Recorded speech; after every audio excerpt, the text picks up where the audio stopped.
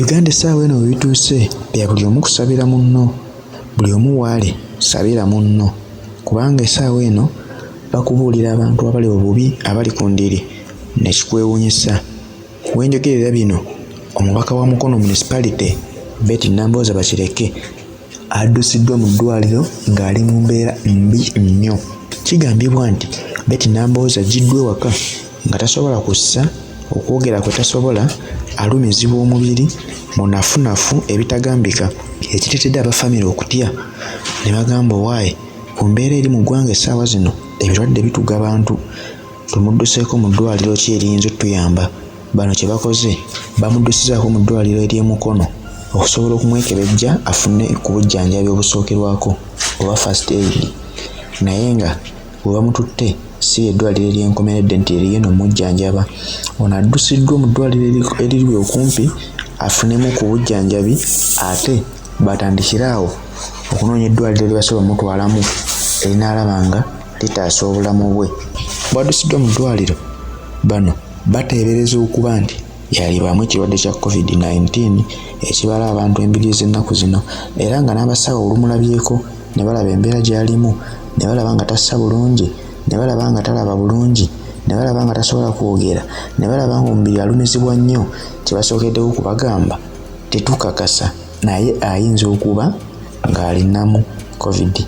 Kitadde abafamire ku bunkenke olw'okulaba abamu ku banene abazze batufaako ensangi zino nga bagamba ate olaba abanene bafa, ate owaffe y'ani? Naye Nambooza embeera gy'alimu yeetaaga ku ssaala zaffe eziwerako asobole okudda engulu atwale emirimu gya Buganda mu maaso awamu ne Uganda yonna, okutwaliza wamu n'aba constituency y'e Mukono abaamulonda.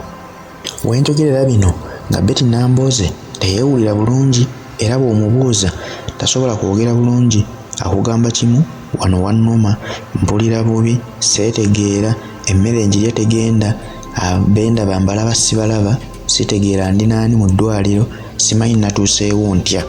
Kino kisattizaamu abafamire abamuliko mu ddwaliro gy'ali, nga bano bagamba abasawo bamaze omuggyako omusaayi, kati bagenze kkebera bakakase ddala ki ekirimu, era bo balinze lipooti eva eri basawo.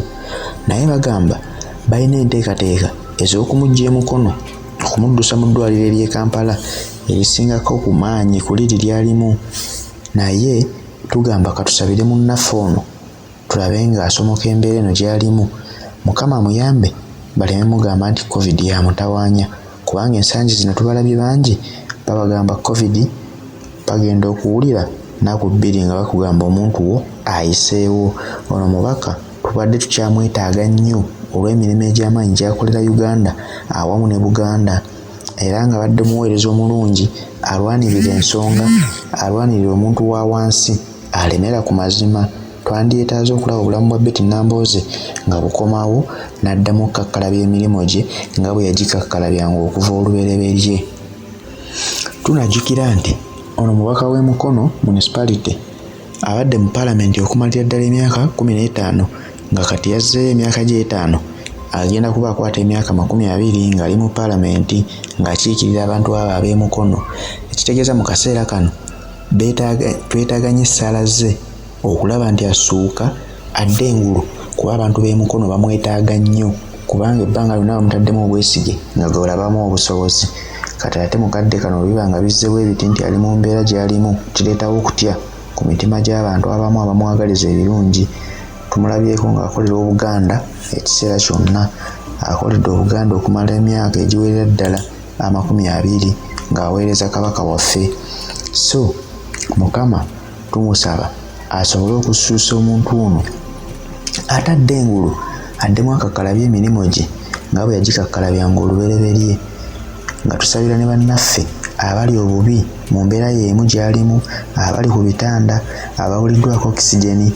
Tusabira abo abatakyasobola kweyinza nga ssente zibalemesezza okugenda mu malwaliro agategeerekeka kyokka nga bali mu mbeera enzibu ennyo naddala mu maka gaabwe. Waliwo abalala batasobola kutuuka mu malwaliro essaawa zino naye ng'ate balwadde kyokka bandyetaaze obuyambi obw'amangu, naye nga munnange tebasobola kwetuusa mu malwaliro, entambula nzibu ennaku zino. Ne mmaliriza nga nkubiriza abantu mwenna, buli omu w'oli tulabyeko abanene nga bafa bambala masiki basanitayizinga banaaba engalo naye era akawuka kano tekagaana balumba. Ne ŋŋamba weewaawo kabalumba naye ate okuziyiza kusinga okuwonya. Nkubiriza abantu mwenna buli omu w'oli okwewala ekirwadde kino obutakukwata. Togenda mu bantu bangi nga tolina nsonga ekututteyo. Masiki yo tekuva ku mumwa bw'oba nga olina w'olagako.